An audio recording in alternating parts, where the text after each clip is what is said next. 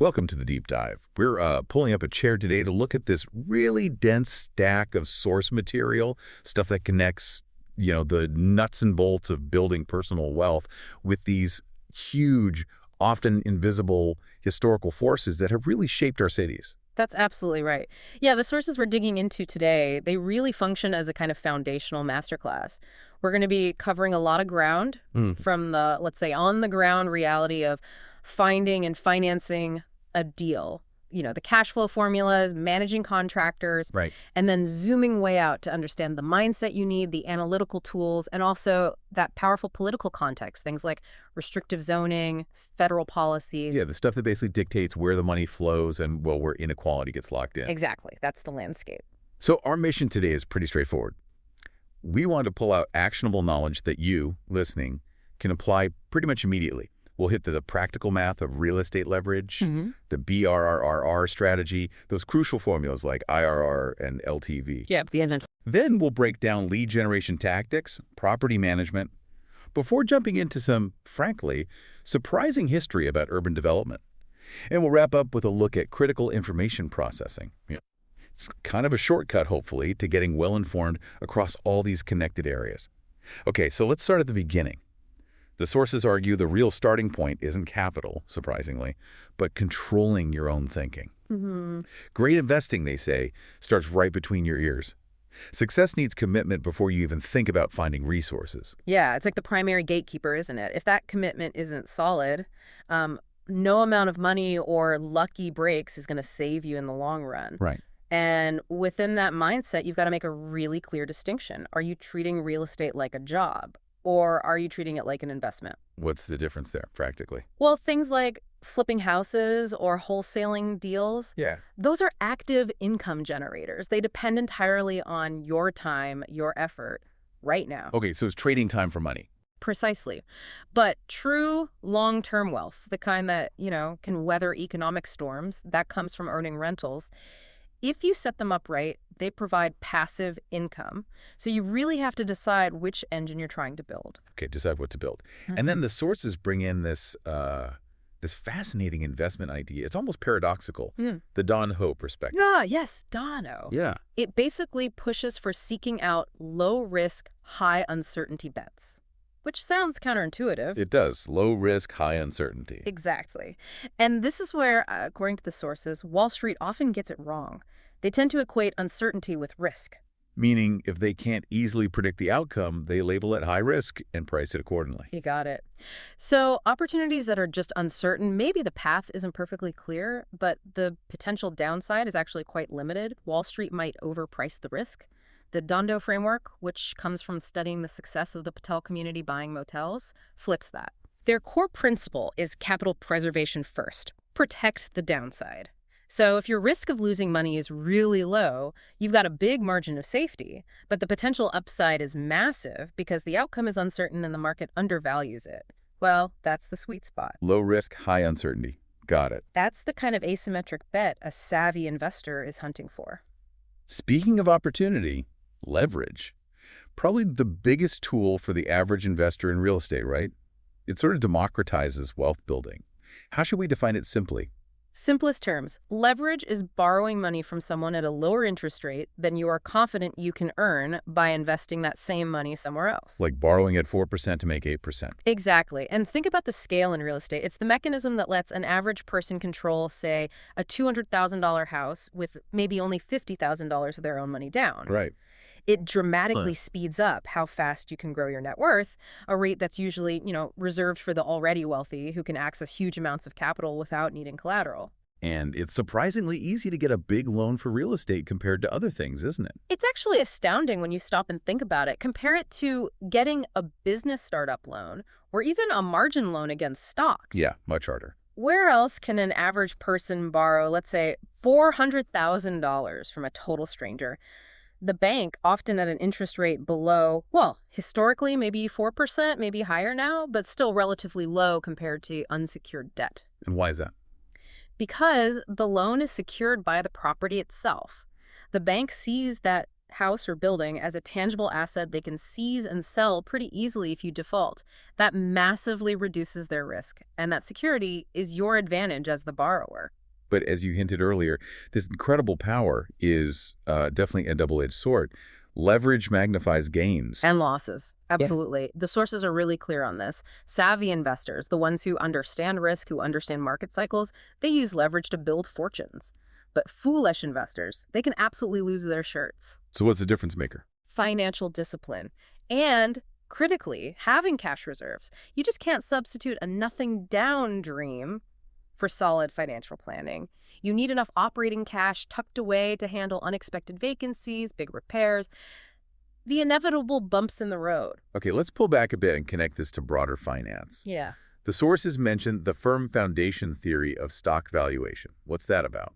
Right. So this theory says a stock's real value, its intrinsic value, should be based purely on the future stream of earnings the company will generate and distribute back to shareholders, either as dividends or through stock buybacks. So it's about future cash flows back to the owner. Exactly. And it's a useful comparison because it highlights the difference between valuing a tangible asset like real estate, often based on current income, versus valuing a stock based on sometimes distant future potential. What's the tricky part with stocks then?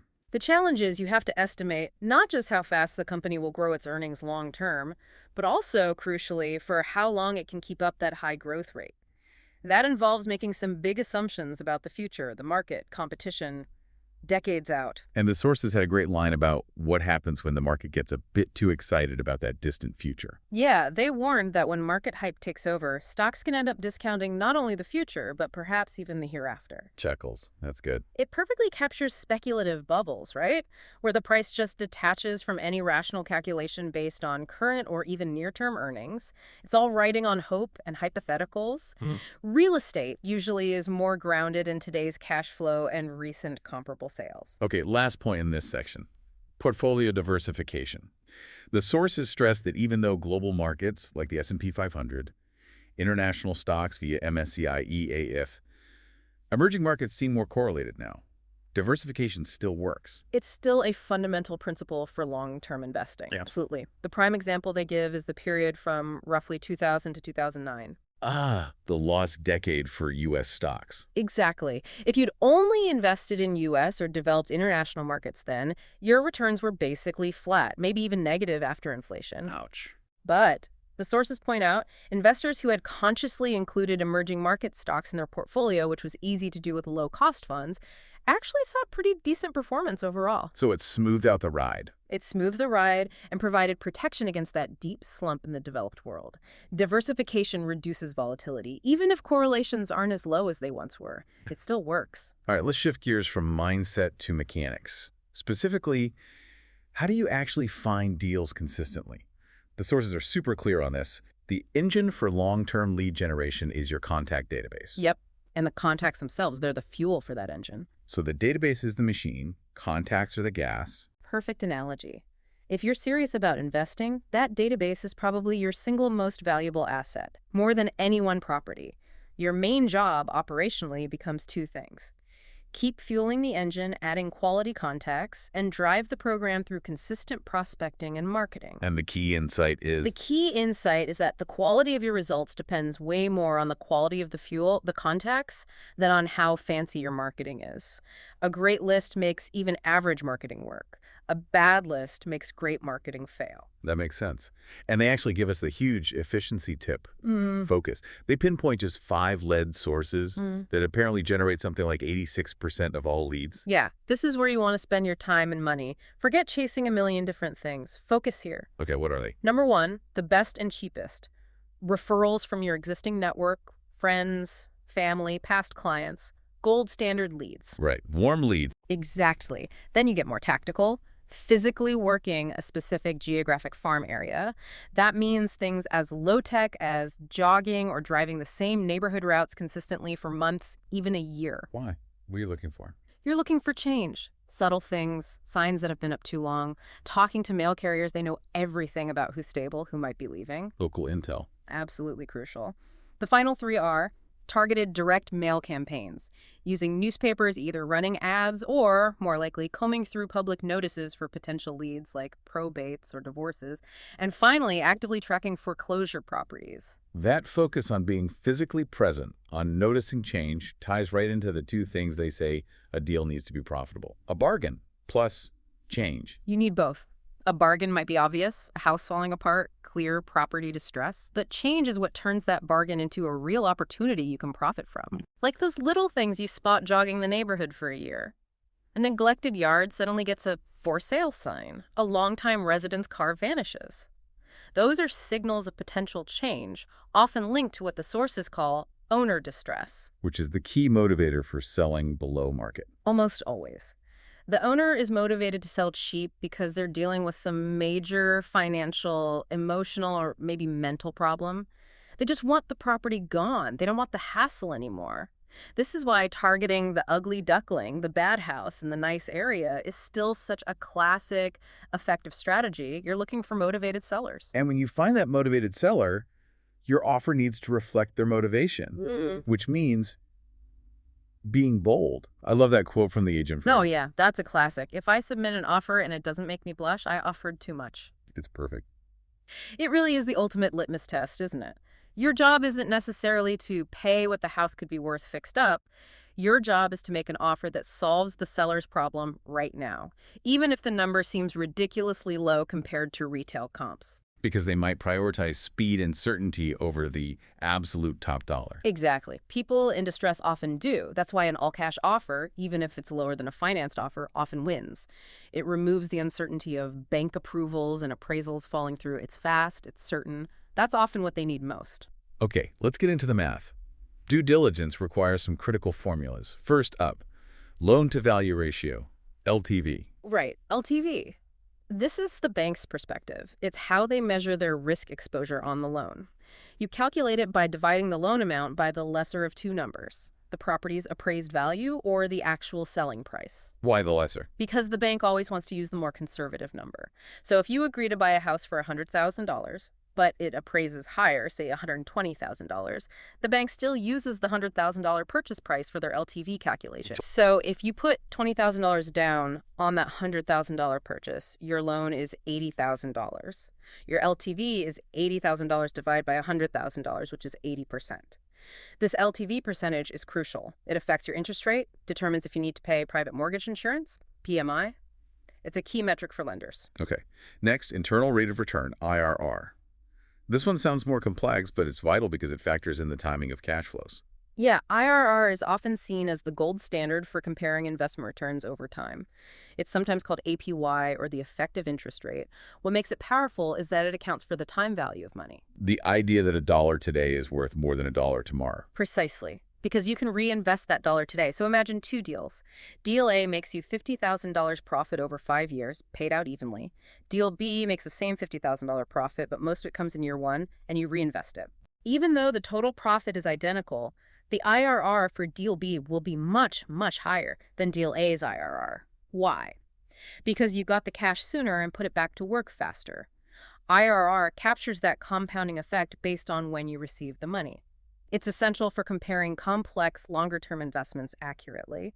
But for comparing different rental deals right now, side by side, the sources point to cash-on-cash return. Yes, cash on cash. This is arguably the most practical go-to metric for an active real estate investor comparing potential deals today. How's it calculated? It's simple but powerful. You compare the property's annual net cash flow, the actual cash profit hitting your bank account after all operating expenses and mortgage payments are paid, to the actual amount of your own hard cash you invested in the deal. So down payment, closing costs, initial rehab money. Exactly. All the cash you personally pulled out of your pocket to make the deal happen. So net cash flow divided by total cash invested gives you your cash-on-cash return percentage. And why is that so useful? Because it tells you instantly what return you're earning specifically on the capital you risked. It gives you the clearest apples-to-apples comparison between different deals. You can see which opportunity puts your deployed cash to work most effectively, maximizing its velocity. Makes sense. And finally, the reality check metric that maybe beginners sometimes gloss over, vacancy and credit loss. Oh yeah, skipping this one is a classic rookie mistake. You absolutely must factor in a realistic estimate for income you'll lose because the property is vacant between tenants or because a tenant simply doesn't pay their rent. So it's like building in a buffer for bad luck or downtime. Exactly. You take your gross scheduled income, that's the theoretical maximum rent you could collect if it was 100% occupied and everyone paid on time, and you subtract your estimated vacancy and credit loss percentage. That gives you your gross operating income, which is a much more realistic starting point for your cash flow projections. And if you don't do this, If you skip this step, maybe because you want the deal to look better on paper, your projected cash flow numbers will be dangerously inflated. You'll likely run into cash flow problems down the road when reality hits. Real estate is cyclical. You will have vacancies. You will occasionally have tenants who don't pay. Plan for it. okay, let's talk financing strategies. The BRRRR method, buy, rehab, rent, refinance, repeat. It's like the holy grail for scaling a rental portfolio using other people's money, OPM.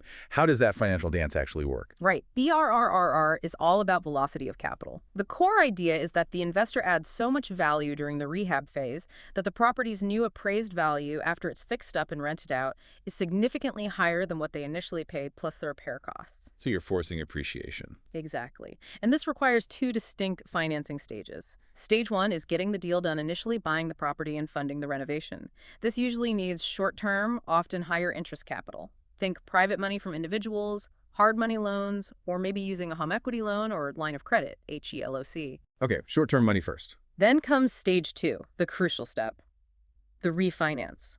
Once the property is fixed up, rehab, leased out to a tenant, rent, and stabilized, you get a new appraisal reflecting that higher value. Then you go to a conventional lender and get a long-term mortgage, typically borrowing up to 75% or maybe 80% of that new higher appraised value. And that new loan. That new permanent loan pays off the expensive short-term debt you used for purchase and rehab. If you did it right, the refinance should pull out most, if not all, of your initial invested cash, plus maybe even some extra profit. Allowing you to. Repeat. Take that freed up capital and go find the next deal. That's the engine for scaling. You mentioned home equity loans, or HELOCs, as a source for that initial capital.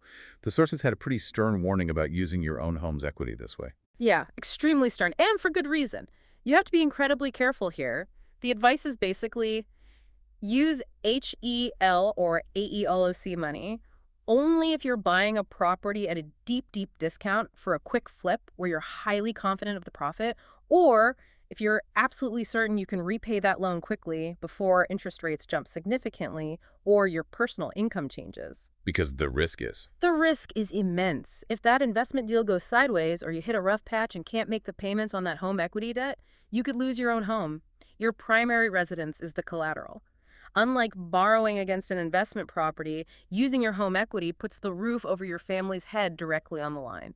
It's high-stakes borrowing. Okay, noted.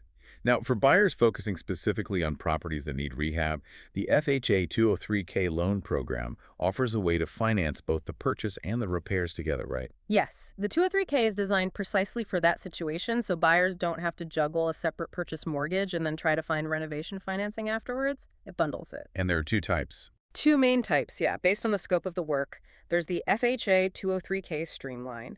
That's for more minor, mostly cosmetic, fixes, things like new paint, carpet, replacing appliances, maybe fixing some bad smells, generally non-structural stuff under a certain cost limit. Yeah, no one. The other is the regular or standard 203K. This is for the bigger jobs. Structural changes like moving walls, foundation repairs, significant additions, replacing major systems like HVAC. It's more complex, requires more oversight. And a key requirement for using either 203K loan.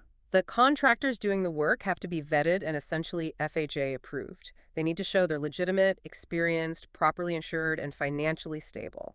A good mortgage professional who knows the 203K program is vital here. They can help guide the borrower and their chosen contractors through that approval process. Interesting. What about more creative financing, like seller financing, where the owner acts like the bank? Seller financing or owner financing can be a fantastic tool in certain situations. It's exactly what it sounds like. The person selling the property also provides the mortgage to the buyer. Why would a seller do that? Several reasons. Maybe the property is unusual or hard to finance conventionally.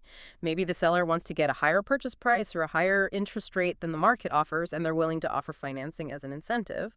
Or maybe they just want the steady income stream from the mortgage payments. And for the buyer. For the buyer, it's often a way to buy a property when they can't qualify for a traditional bank loan, maybe due to credit issues, self-employment income that's hard to document, or not having a large enough down payment for conventional rules. The buyer makes monthly payments directly to the seller. Any downsides? Well, the buyer usually pays a premium, higher price, higher interest rate, maybe a shorter loan term with a balloon payment due. And for the seller, there's the risk the buyer defaults.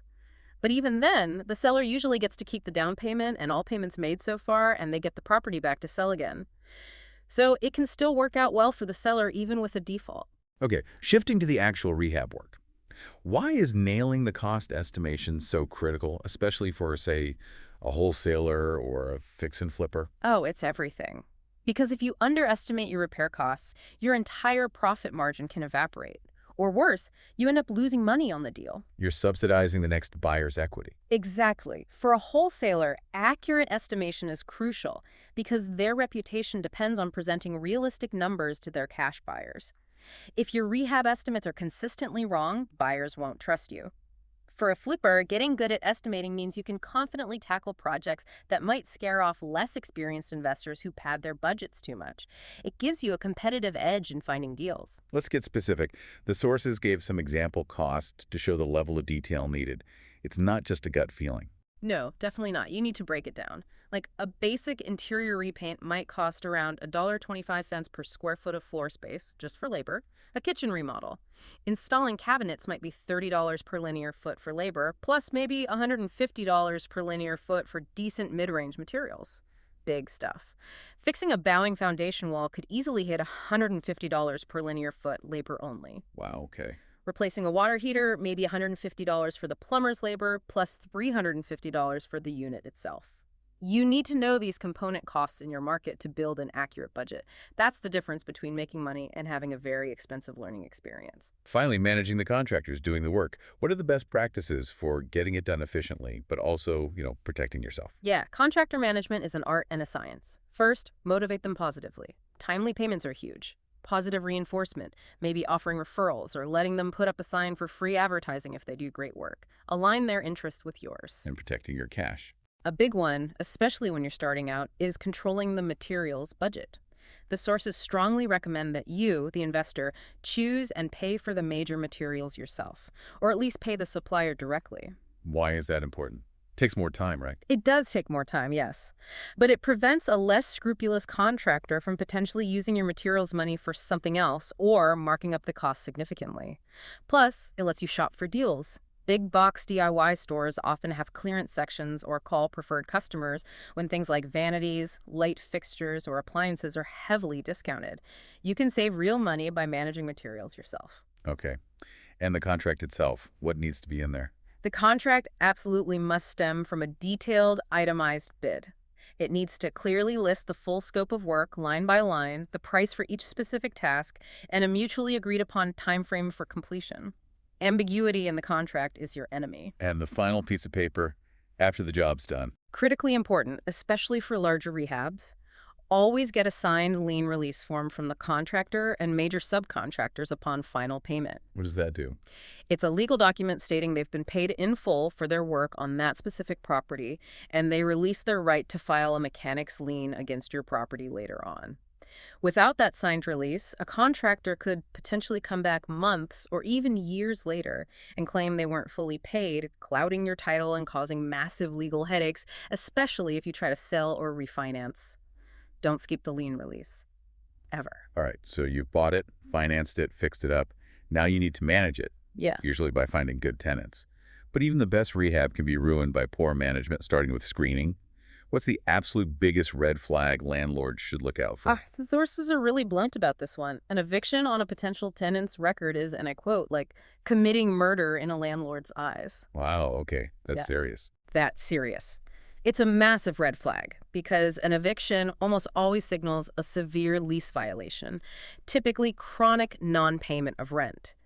And it often goes hand in hand with the tenant leaving the property in terrible condition, costing the previous landlord thousands in lost rent, legal fees, and repairs. So the advice is, The advice is pretty pragmatic. The odds are overwhelmingly high that if they did it to the last landlord, they'll eventually do it to you. Let someone else take that gamble. It's usually not worth the financial risk. okay, besides avoiding prior evictions, what financial standards should you generally look for to minimize default risk? You need to verify their ability and willingness to pay. Standard practice includes getting current photo ID, verifying their social security number for a credit check, and crucially, confirming that their total monthly household income is reliably more than 3 times the monthly rent. The 3x rent rule. Yep, the 3x rent rule is pretty standard. And alongside income, you'll usually want to see a minimum credit score. The sources mention 600 as a common benchmark, though it can vary by market and property class. This combination, sufficient income and a decent credit history, shows they have both the means and a track record of financial responsibility. Once you have a tenant in place, what about late rent? How flexible should you be? It can feel tough sometimes. It can feel tough, but the sources stress consistency and strict, unemotional enforcement. Allowing tenants to pay late, even just once or twice without consequences outlined in the lease, starts to train them that the due date is merely a suggestion. It sets a bad precedent. Exactly. The problem almost always gets worse over time. They fall further behind, it creates cash flow problems for you, and it often ends in a stressful and costly eviction anyway. By strictly enforcing the on-time payment policy right from the start, according to the lease agreement, you're maintaining financial discipline for your business, and frankly, you're often helping the tenant avoid digging themselves into a deeper hole. For investors who grow beyond just a few units, using a professional property management company becomes appealing. What are the main benefits they offer beyond just collecting rent? Oh, a good property manager brings a lot more to the table. They provide essential infrastructure. You get access to their sophisticated systems for tenant screening, accounting, and legal compliance. They usually have a network of reliable contractors they work with regularly, often getting volume discounts on repairs, which can save you money. And local knowledge. Absolutely critical. A good local manager has deep, hyper-local market intelligence. They know exactly what amenities tenants are looking for in that specific neighborhood. They know which blocks are seeing the fastest rent growth. They know how to price your unit optimally to minimize vacancy while maximizing income. For an investor focused on growth, delegating operations to a pro frees up your time to do what you do best, find the next deal. The sources also touched on a tougher side of management, particularly in lower-income areas, mentioning landlords sometimes preferring vacancy over accepting very low-rent offers. Yeah, that highlighted a complex reality. The example was a landlord named Sharina who turned down a tenant offering $380 a month for a unit that was in bad shape.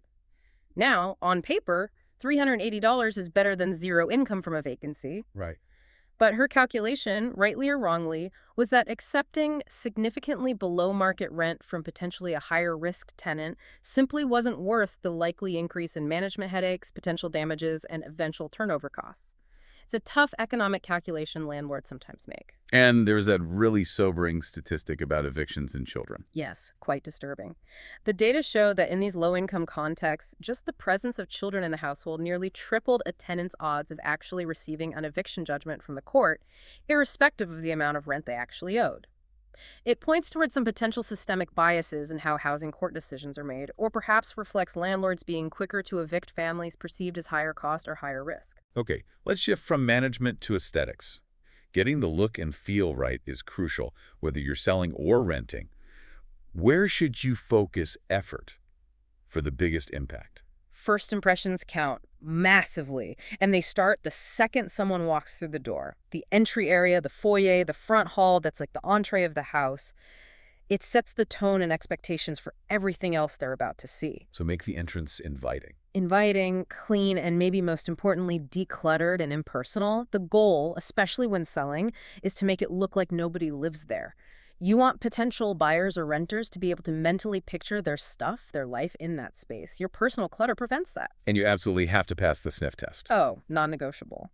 If a place smells like old cigarette smoke, pets, mildew, or even strong cooking odors, buyers or renters will often walk right back out. It signals neglect and potential hidden problems. So air fresheners. No, that's the key warning from the sources. Don't just try to mask odors with heavy perfumes or air fresheners that can be just as off-putting and screams cover-up. You have to actually eliminate the source of the odor. Clean thoroughly. Then use odor absorbers like bowls of plain white vinegar or charcoal briquettes left out for a day or two. And then maybe a nice smell. Once it's truly neutral, then yes, introducing a subtle, pleasant scent right before a showing can help. The classic advice still holds. Baking cookies or a simple apple pie works wonders. It smells clean, homey, and inviting. Lastly, for interior design paint colors, staging is there a simple rule of thumb? Yes, the sources mention applying the classic rule of thirds often used in photography to interior color palettes. How does that work in a room? Basically, you choose a dominant color that covers about 60% of the visual space, typically the walls. Then pick a secondary color for about 30%, maybe larger furniture pieces or an accent wall. And finally, use a tertiary or accent color for the remaining 10%, things like pillows, artwork, small decor items. So 60-30-10. Exactly. That ratio tends to create a feeling of balance and visual harmony automatically. It prevents a room from feeling too busy or chaotic, which helps it appeal to the widest possible audience. It's a simple guideline, but very effective for staging. Okay, now we zoom way out to the big picture forces that have shaped our cities and towns.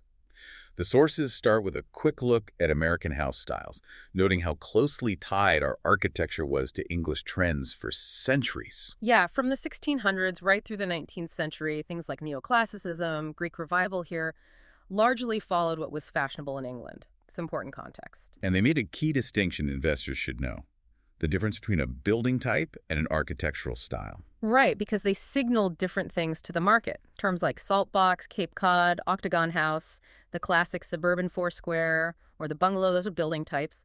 They describe the basic form, the massing, the layout. Architectural styles, on the other hand, are about the decorative elements, the aesthetic features.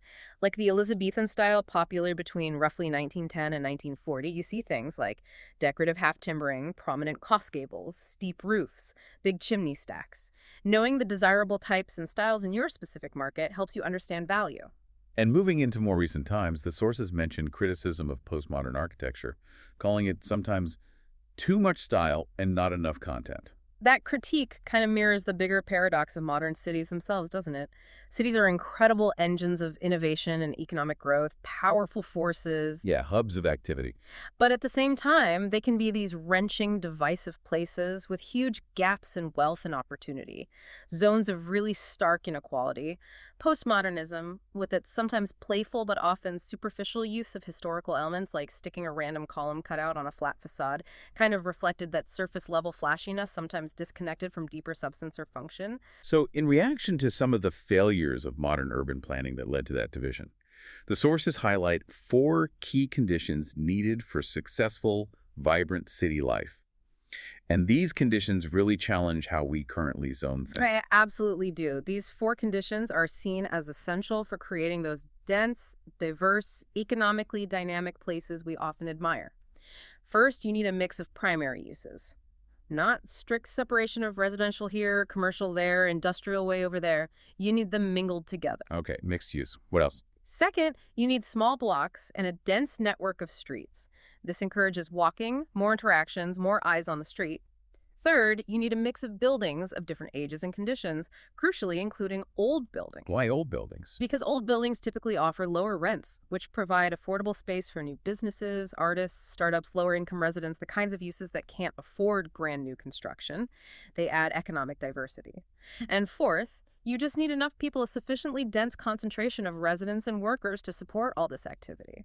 And modern single-use zoning often actively prevents these 4 things from happening together. Pretty much, yeah.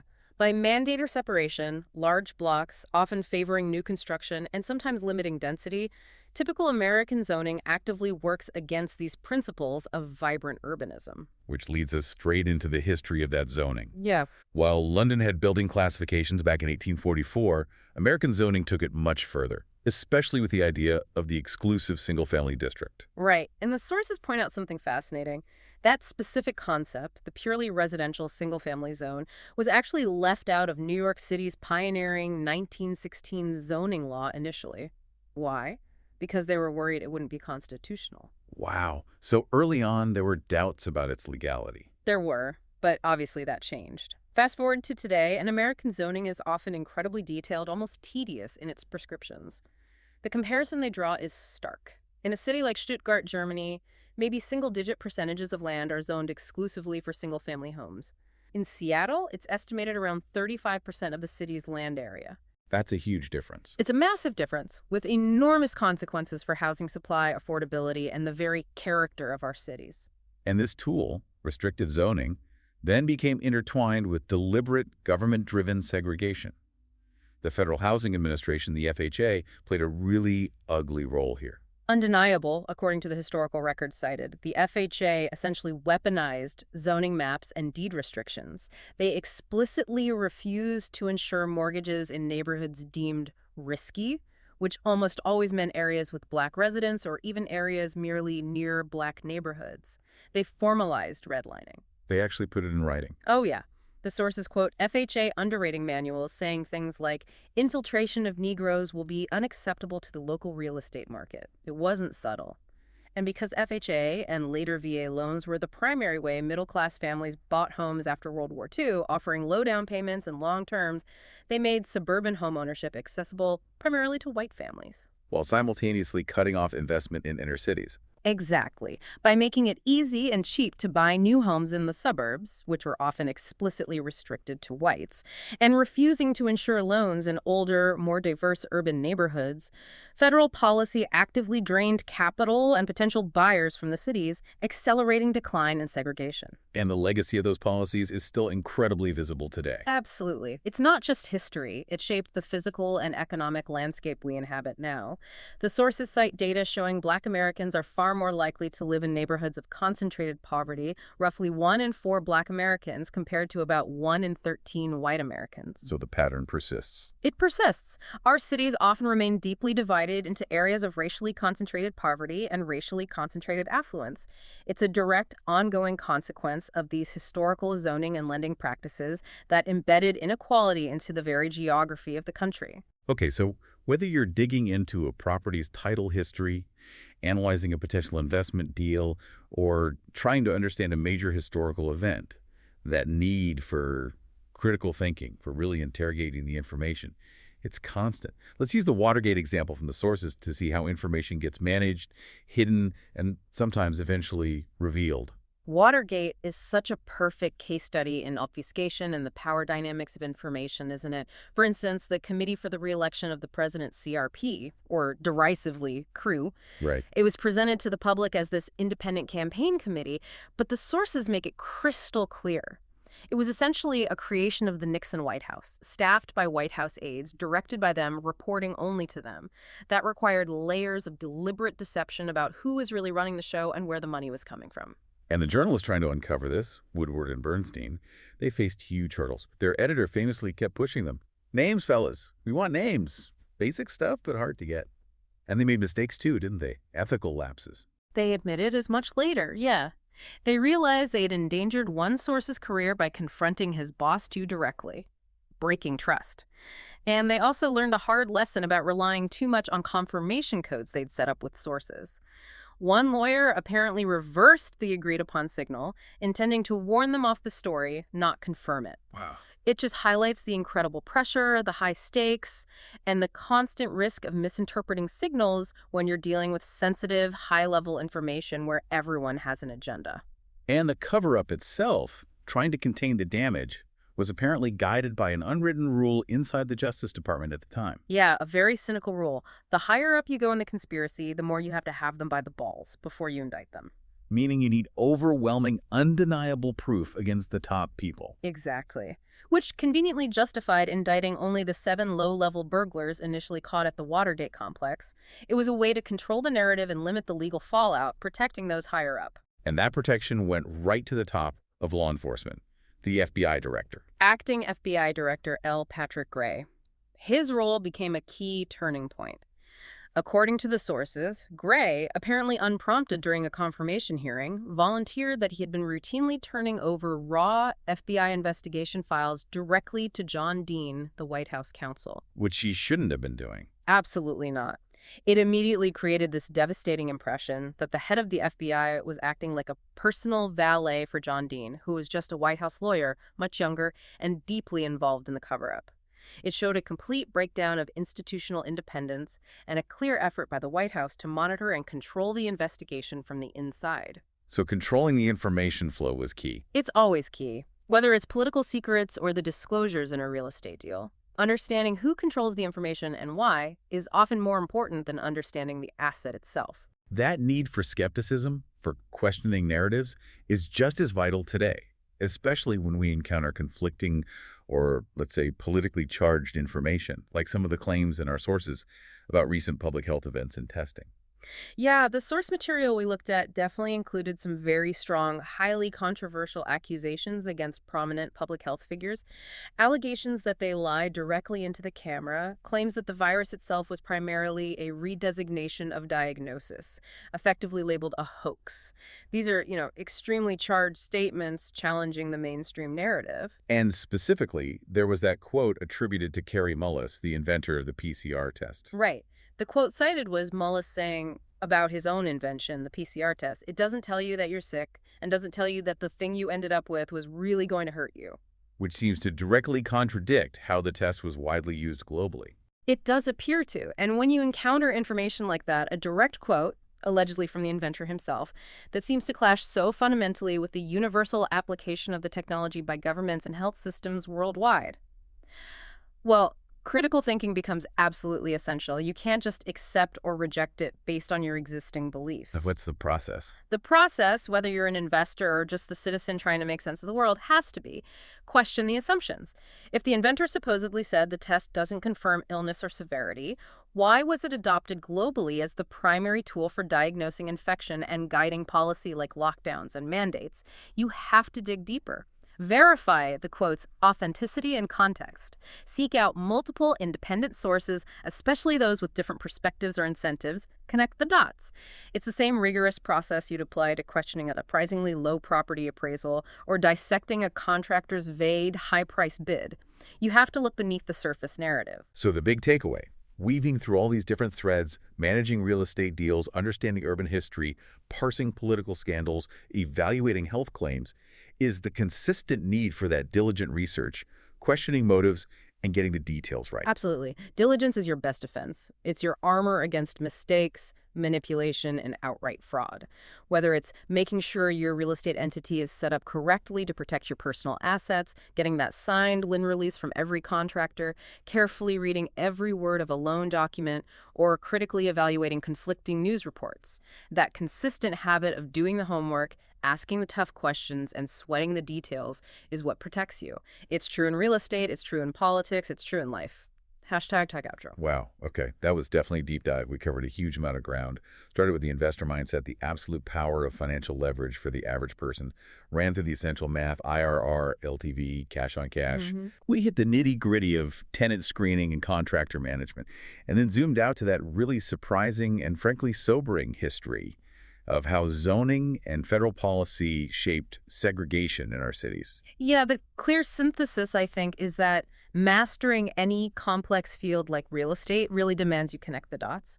You need to understand both the high-level models, the financial theories, the market cycles, the historical context like zoning, but also be completely grounded in the messy, on-the-ground reality. The reality of physical buildings, leaky roofs. Leaky roofs, difficult tenants, complex human behavior. You need to grasp the macro forces like segregation and market trends, while also perfecting the micro details, avoiding that eviction, getting every single legal document signed and filed correctly.